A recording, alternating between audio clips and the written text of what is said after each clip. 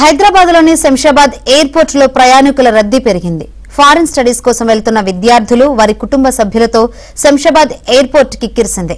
పిల్లల వెంట తల్లిదండ్రులు మినహా ఎవరూ రావద్దని ఎయిర్పోర్టు అధికారులు, పోలీసులు సూచిస్తున్నారు. అలాగే ప్రయాణికులతో సందర్శకులు వెళ్లేందుకు అనుమతి లేదన్నారు. విజిటర్స్ పాసులు ఆగస్టు 16 వరకు రద్దు చేశారు.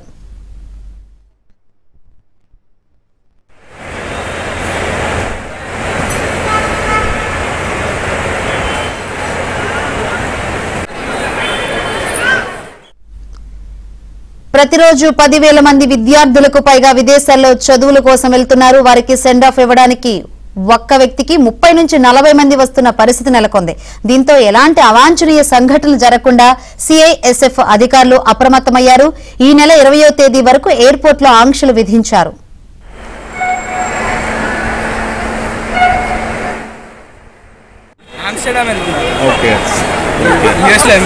ఇప్పుడు మా శంషాబాద్ ఎయిర్పోర్ట్ క్లౌడ్ అవుతుంది. అంటే ఈ సీజన్ విద్యార్థులు వెళ్ళేది ఈ మధ్య చాలా మంది వెళ్ళిపోతున్నారండి.